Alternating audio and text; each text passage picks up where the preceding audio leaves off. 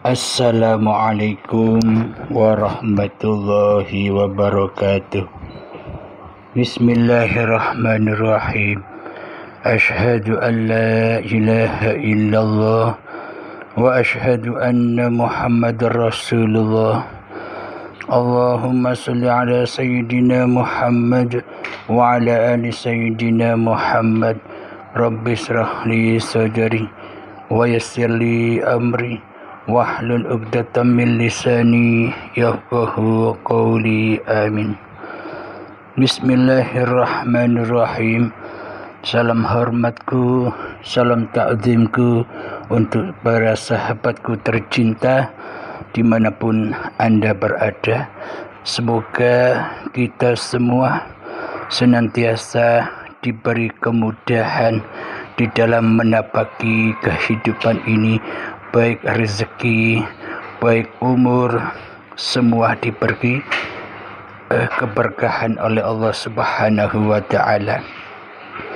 Sebelum kita mulai kajian sore ini, tak lupa kita membacakan doa salawat dolimin daf'ul bala.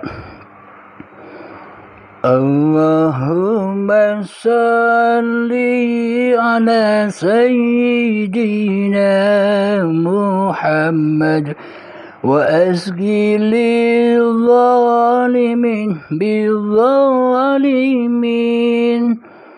Allahumma salli ala Sayyidina Muhammad wa asqi lil zalimin bil zalimin wa awrijna min bainihim salimin wa ala alihi wa sahbihi ajma'in. Alhamdulillahi Rabbil Alamin. Kajian saat ini tentang halal dan haram. Silakan disimak. Terima kasih. Assalamualaikum Pak Ustaz. Mau bertanya sekali lagi. Ya, sebagaimana yang diterangkan oleh Pak Ustaz bahawa sesungguhnya yang ada di alam nyata ini hanyalah hayatullah, yaitu Allah yang maha hidup. Bagaimana dengan dalam jasad seseorang itu, di dalam jasad pada hayat yang hidup itu, umpamanya jasad ibu bapa kita, anak kita, adakah hayatullah itu cuma satu, atau hayatullah kepada ibu, hayatullah kepada ayah, hayatullah kepada anak? Dan soalan kedua, setelah berlakunya kiamat kubra terhadap diri seorang hamba itu, maka hayatullah itu akan kembali kepada sang penciptanya, dan adakah pertemuan semula di antara hamba-hamba ini? Mohon penjelasan. Sekian, terima kasih. Assalamualaikum warahmatullahi wabarakatuh. Waalaikumsalam warahmatullahi wabarakatuh. Bismillahirrahmanirrahim. Katakanlah wahai Muhammad kepada seluruh manusia, huwa, dialah hidup, Allahu, yang bernama Allah, Ahad, itu Esa, satu.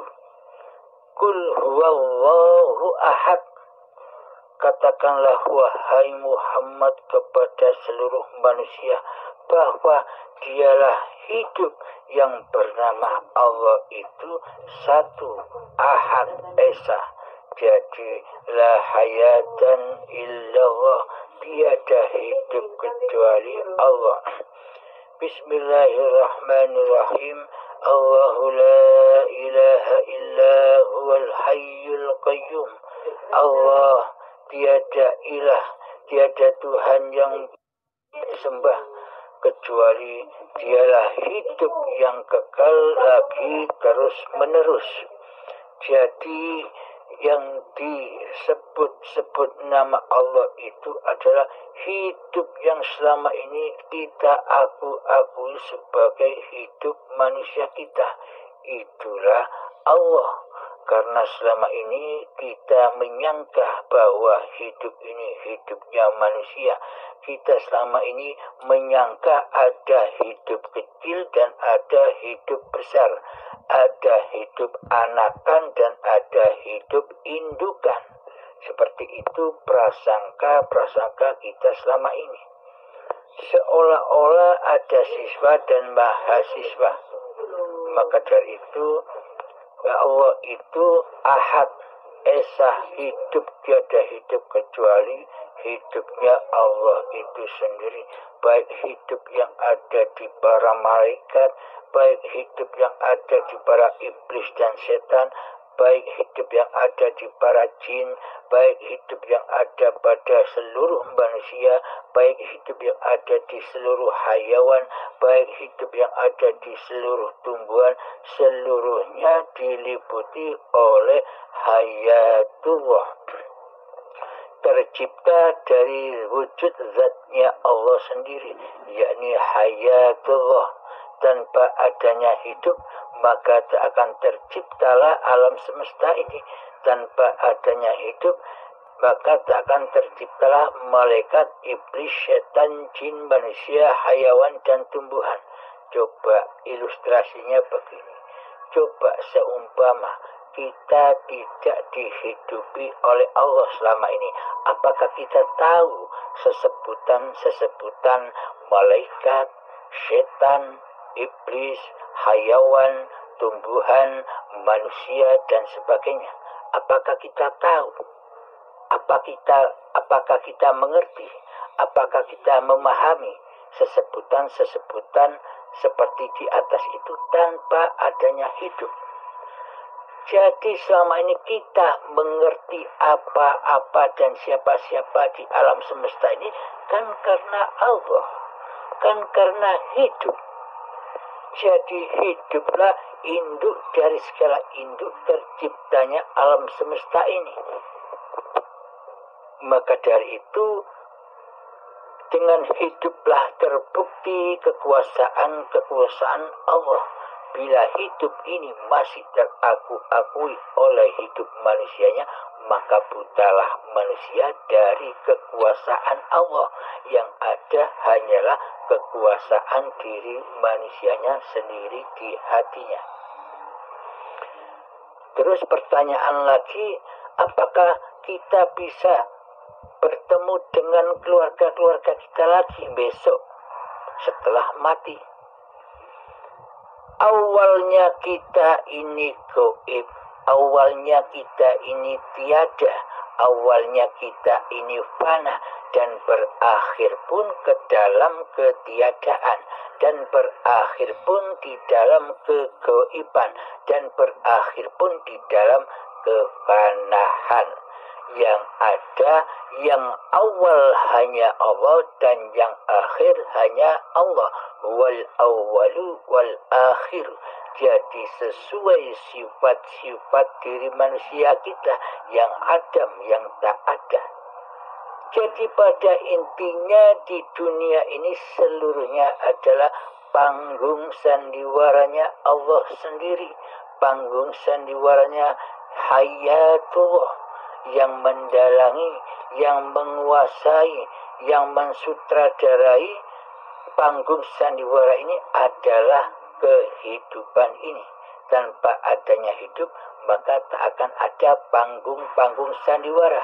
Sedang sesebutan ayahku, orang tuaku, anakku, saudara-saudaraku, itu hanya sesebutan, itu hanya lakon cerita manusia yang dilakonkan, yang diceritakan oleh hidup itu sendiri. Ketika kita tidur, contoh ilustrasinya begini, logikanya begini. Ketika kita tidur, apakah Anda ingat orang tua Anda? Apakah Anda ingat anak istri Anda? Apakah Anda ingat harta Anda di dalam Anda tidur? Kan tidak ingat apa-apa. Mati itu adalah saudaranya tidur. Tidur juga saudaranya mati.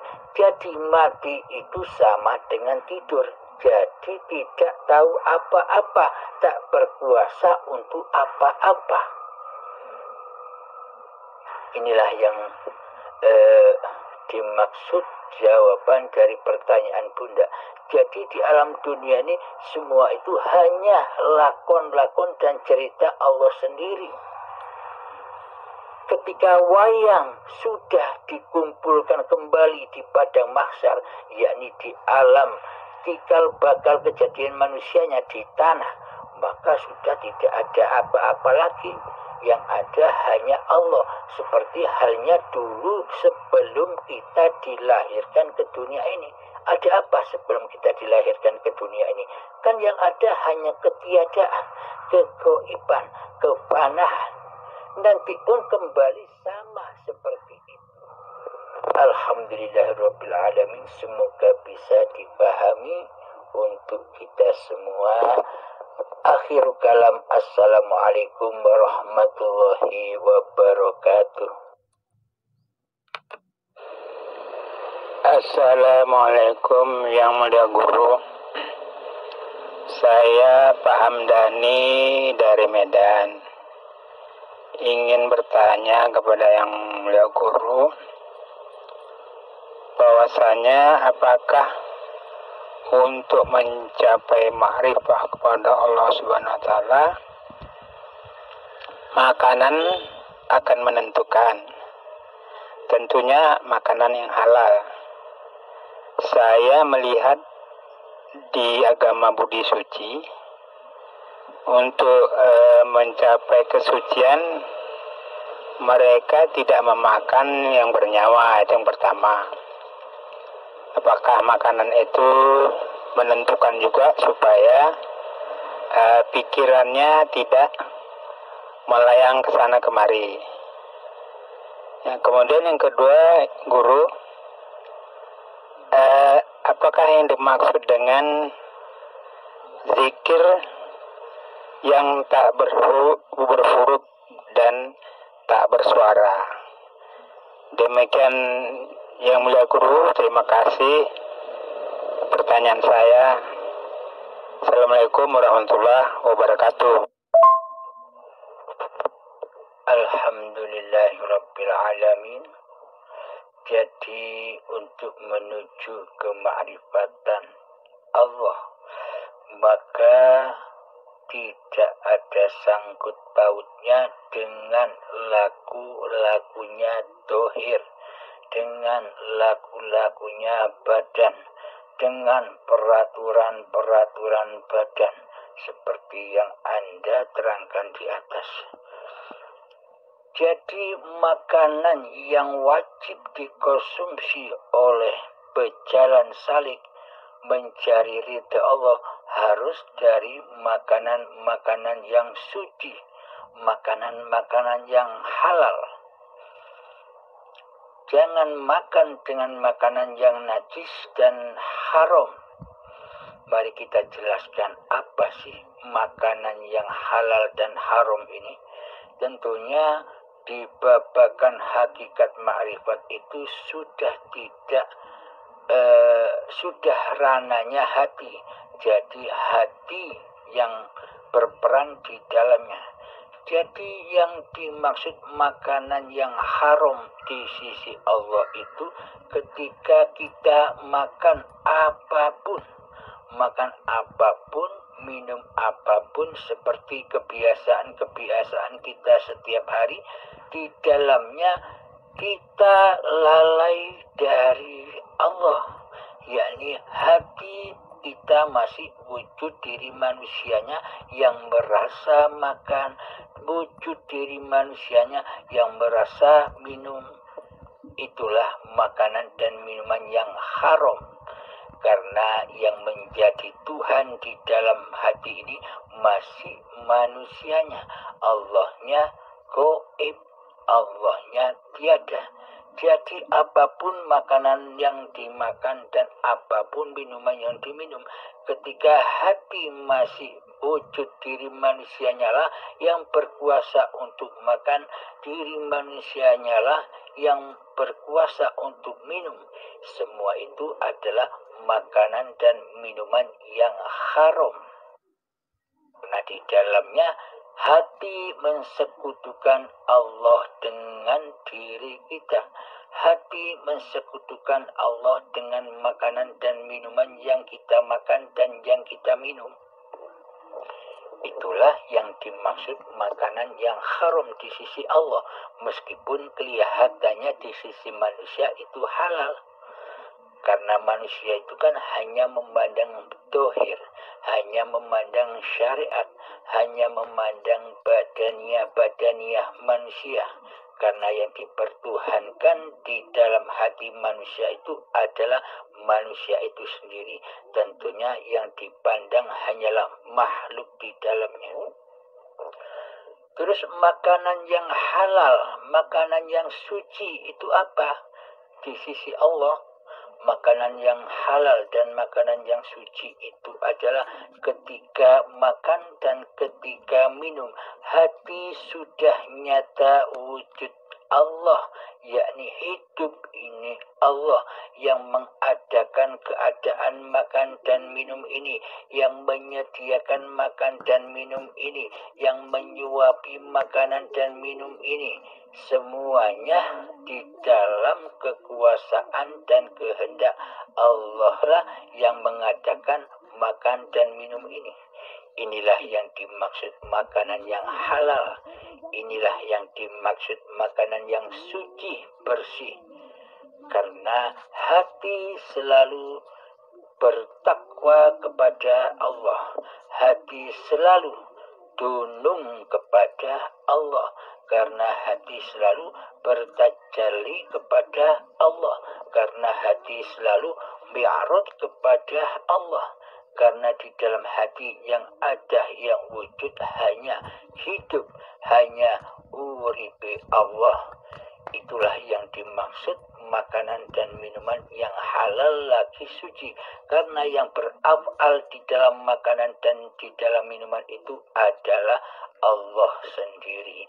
Bila yang bekerja, bila yang beraf'al di dalam keadaan makan dan minum itu sudah Allah, inilah yang dimaksud amal yang soleh, amal yang diterima Allah. Bagaimana mungkin tidak diterima oleh Allah? Sementara makanan dan minuman itu Allah lah yang menyediakan dan Allah lah yang menyuapi serta menjaga hamba-hamba yang diciptakannya. Demikian Kang Mas, semoga bisa dipahami. Akhir kalam, assalamualaikum warahmatullahi wabarakatuh.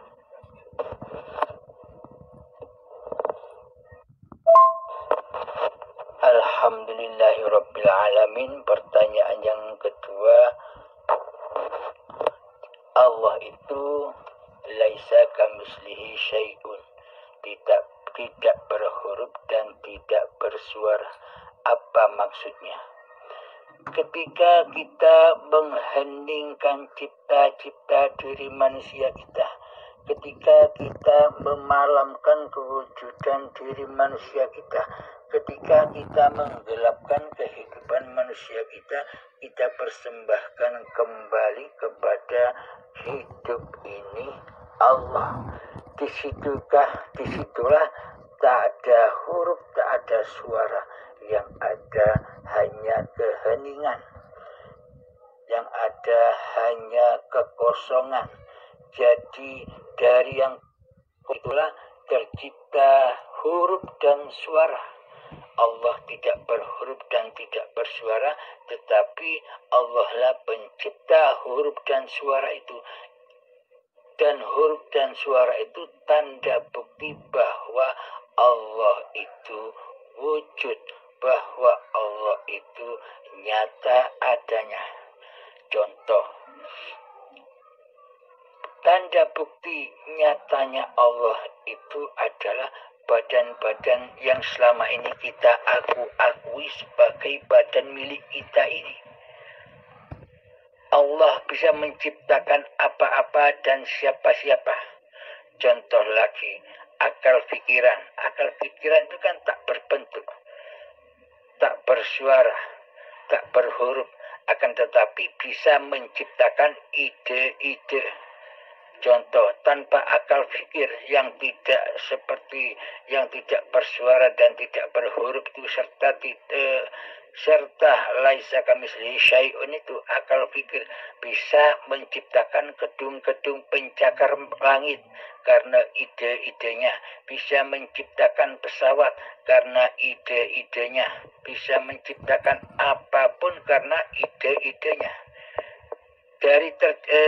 Jadi terciptanya gedung pencakar langit, jadi terciptanya pesawat-pesawat dan apapun yang tercipta di dunia ini karena adanya akal pikir yang tidak seperti apa-apa, yang tidak bersuara dan tidak berhuruf.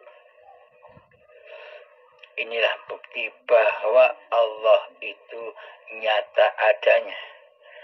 Jadi yang nyata adanya, jadi yang wujud adanya bukan ciptaannya, bukan gedung pencakar langitnya, bukan pesawatnya. Jadi yang nyata dan yang wujud adalah akal fikir atau Allah itu sendiri. Karena kita selalu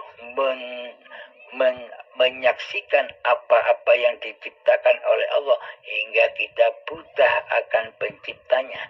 Yang kita saksikan, yang kita lihat hanyalah ciptaannya daripada yang menciptakannya.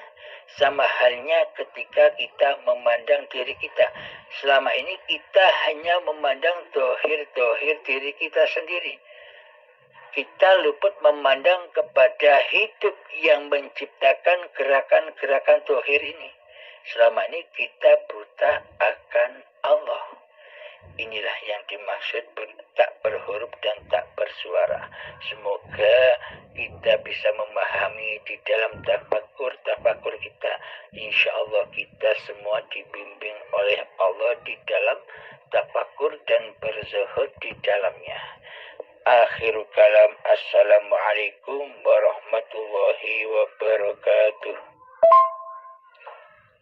Bismillahirrahmanirrahim. Alhamdulillah yang mulia guru, jawabannya yang telah disampaikan mudah-mudahan saya paham apa yang diterangkan. Terima kasih banyak. Wassalamualaikum warahmatullahi wabarakatuh. Assalamualaikum Kang. Saya ingin bertanya tentang kehendak. Menurut saya kehendak tak lepas daripada niat. Mungkin saja saya salah, tapi kalau benar, bagaimana saya bisa memisahkan kehendak saya, niat saya, lalu saya harus hilangkan menjadi kehendak Allah. Tolong beri saya penjelasan, Kang. Sekian, terima kasih. Wassalamualaikum warahmatullahi wabarakatuh. Assalamualaikum warahmatullahi wabarakatuh. Bismillahirrahmanirrahim. Asyhadu an la ilaha illallah wa asyhadu anna Muhammadur Rasulullah. Allahumma shalli ala sayyidina Muhammad wa ala ali sayyidina Muhammad. Rabbi shrah li sadri wa yassir li amri wahlul 'uqdatam min lisani yafqahu qawli. Amin. Bismillahirrahmanirrahim. Kudrat, kehendak. Bagaimana caranya membedakan kehendaknya manusia dengan kehendaknya Allah? Selama ini sejak dimulai detik-detik akil balik sampai setua ini, seluruh kehendak yang ada di dalam diri kita selama ini adalah kehendak diri manusia kita yang dominan. Karena sejak detik-detik akil balik, kitalah yang menguasai hati ini, kitalah yang mentuhani hati ini, kitalah yang wujud dan yang hidup di alam semesta ini. Sementara Allah kita goibkan, sementara hidup Allah kita tiadakan, sementara kuasa dan kehendak Allah kita tiadakan di hati kita. Jadi semuanya serba diri manusianya lah yang ngaku-ngaku berkuasa di dalamnya. Walhasil praktek hati, apapun yang dikerjakan dan apapun sholat atau ibadah yang dikerjakan, seluruhnya jatuh ke alam yang fana, jatuh ke alam dunia, jatuh ke alam kehancuran, yakni linafsi. Semuanya berbunyi linafsi di dalam hati kita, meskipun kita di dalamnya kita bilangnya lillahi ta'ala, akan tetapi hati kita selalu tersesat ke dalam alam linafsi. Karena selama ini yang wujud, yang nyata di hati kita, yang hadir di hati kita adalah diri kita sendiri, nama kita sendiri yang mentuhani hidup dan badan ini. Itulah bedanya. Jadi ketika yang wujud masih diri manusia kita di dalam hati ini, maka seluruhnya adalah kudratnya, kehendaknya, makhluknya yang terjadi. Terus apa bedanya? Bagaimana cara membedakan ini kehendak Allah atau kehendak makhluknya? Tergantung hatinya, tergantung kedudukan di hatinya, yang duduk sebagai raja, yang duduk menjadi Tuhan, yang duduk sebagai Allah di hati ini, manusianya kah atau Allahnya? Bila manusianya, pasti Allahnya gaib. Bila manusianya, pasti Allahnya tiada di hati kita. Yang ada hanya diri kita sendiri. Bila Allahnya nyata di hati kita bahwa yang wujud, yang hidup, yang kuasa, yang berkehendak hanyalah Allah, hanyalah hayatullah, tentunya seluruh kekuasaan, seluruh kerajaan pasti sudah diambil alih oleh Allah, oleh hayatullah. Ditandai sudah gaibnya kemanusiaan kita di hati kita, sudah lenyapnya nama kita di hati kita. Jadi bila manusia sudah mencapai harkat martabat diri manusianya, yakni ketiadaan, yakni kegaiban, yakni kematian, maka yang ada hanya hidup ini Allah. Otomatis bila di dalam hati ini sudah nyata dan menyatakan bahwa hidup ini Allah, maka seluruh yang terjadi, seluruh kehendak kuasa yang ada di dalamnya pasti terkuasai oleh Zatullah.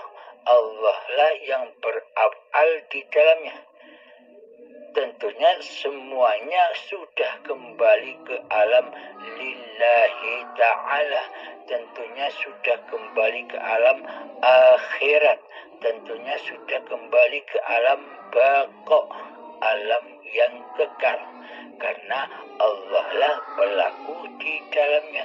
Karena Allah lah penguasa yang beraf'al atas badan-badan ini.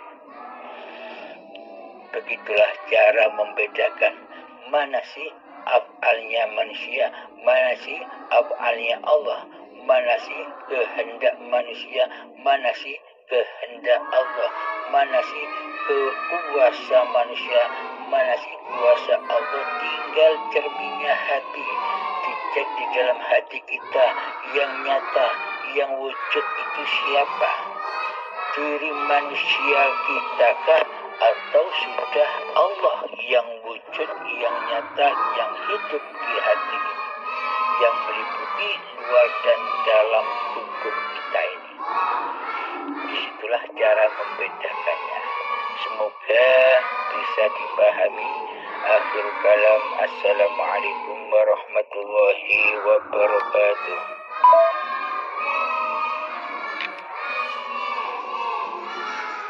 Assalamualaikum Ustaz. Masih dengan pertanyaan yang sama ini Ustaz. Apa sebenarnya dari kata mengabdi setelah manusianya kembali kepada ketiadaan dirinya? Terima kasih Ustaz. Assalamualaikum warahmatullahi wabarakatuh. Alhamdulillahirabbil alamin. Apakah yang dimaksud mengabdi? Mengabdi itu kembalinya hamba kepada Tuhannya. Mengabdi itu adamnya hamba kepada keadamannya. Selama ini kita mengira, selama ini kita menyangka mengabdi itu ya seperti di dalam sholat, di dalam ibadah dan sebagainya. Akan tetapi di dalamnya selama ini kita di dalam sholat, di dalam ibadah, di dalamnya kosong belum. Bentuk pengabdian kosong belum. yakni yang ada, yang wujud di dalam hati kita siapa? Kan diri kita sendiri yang mentuhani pengabdian itu. Nah, mana mungkin dikatakan mengabdi sedangkan diri kita di dalamnya bertugas, berstatus sebagai Tuhan yang mentuhani seluruh pengabdian, yang mentuhani sholat, yang mentuhani ibadah dan lainnya. Sedangkan di dalam niatan sendiri, ujung-ujung niatnya kita diperintah kembali ke alam lillah, bukan ke alam linnas. Selama ini kitalah yang menyangka bisa ibadah dan sholat. Selama ini kita menyangka kitalah sebagai penguasanya badan. Selama ini kitalah sebagai penguasa tindak lakunya apa saja yang dikerjakan badan. Tiada hubungannya sedikit pun, tiada sambungannya sedikit pun kepada Allah sebagai pencipta, sebagai Tuhannya seluruh manusia. Tak ada sambungannya sedikit pun, terputus. Karena manusia masih merasa dirinya yang hidup, sedang Allah dimatikannya di hatinya. Bila Allah hidup di hatinya, mana mungkin dirinya manusianya hidup? Bila Allahnya hidup. Namun bila manusianya yang merasa hidup, berarti Allahnya akan mati bagi dirinya. Berarti kan Allahnya tidak kuasa bagi dirinya. Berarti Allahnya kan tidak punya kekuatan apa-apa bagi dirinya. Yang ada hanyalah kewujudan diri manusianya. Yang ada hanyalah kehidupan diri manusianya. Yang ada hanyalah kekuatan dan kekuasaan diri manusianya yang meliputi hatinya. Maka hablum minallahnya belum tersambung. Belum tersambung maksud Allah dan Rasulullah diperintahkan manusia di awal-awal niatan ibadahnya dengan lillahi ta'ala supaya hatinya nyambung kepada Tuhannya, supaya hatinya mengabdi dan mempersembahkan kembali kepada Tuhannya. Bagaimana caranya kembali? Bagaimana caranya menggapai alam lillahi ta'ala?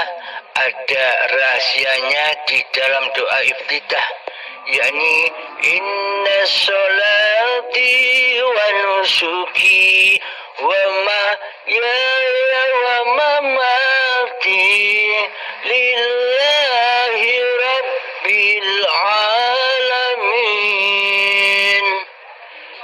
Sesungguhnya sholatku, ibadah-ibadahku, hidup dan matiku hanyalah milik Allah, Tuhan sekalian alam. Bila hati kita sudah rela dan ridho kembali kepada Allah, kembali kepada ketiadaan diri manusia kita, inilah yang dimaksud alam lillahi ta'ala, yang ada hanya Allah. Inilah yang dimaksud mengabdi, inilah yang dimaksud menyembah. Jadi mengabdi dan menyembahnya manusia itu bukan seperti yang selama ini kita sangka-sangka.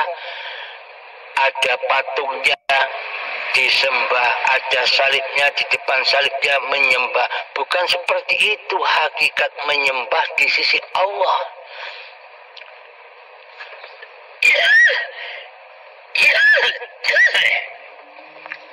Selama ini kan yang kita tahu makhluk nyembah makhluk, makhluk nyembah kayu, makhluk nyembah batu, makhluk nyembah matahari, makhluk nyembah bulan, semuanya makhluk nyembah makhluk.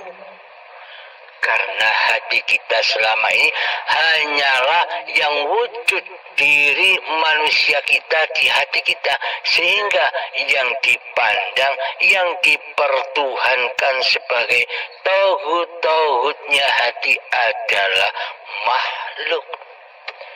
Semua tergantung hatinya. Bila di hati masih makhluk, pasti yang disembah ya makhluk. Akan tetapi bila sudah nyata hidup ini Allah, maka bagaimana mungkin makhluknya bisa nyembah makhluk, sementara makhluknya sudah tidak ada, yang ada hanya Allah. Inilah yang dimaksud hablum minallah, hati tersambung kepada Tuhannya. Gerak langkah apapun hati selalu menyatakan inilah af'alullah, inilah af'alullah, inilah kuasa Allah, inilah kuasa Allah, inilah kehendak Allah, inilah kehendak Allah, inilah kekuatan Allah, inilah kekuatan Allah, yakni dengan hiduplah semua itu ada kekuatan, kekuasaan, daya upaya dan ikhtiar, seluruhnya hanyalah milik hidup. Hidupnya siapa? Hayatullah.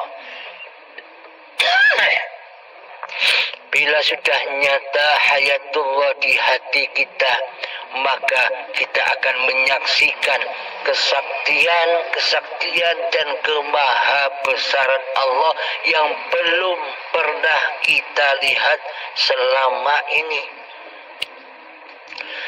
Kita akan menyaksikan kemahaluasan Allah,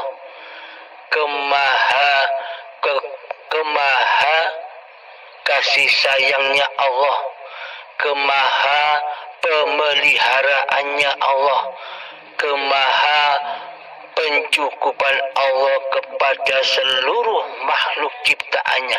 Kita akan menyaksikan itu semua ketika hati sudah kembali ke alam lillahi ta'ala. Maksudnya hambanya kembali ke asalnya, ke alam ketiadaannya, yang ada, yang hadir, yang wujud, yang nyata di dunia ini hanyalah Allah. Inilah yang dimaksud mengabdi kepada Allah, yang dibawa oleh para nabi dan para rasul. Iman tauhidnya ya seperti ini, original tauhidnya seperti ini.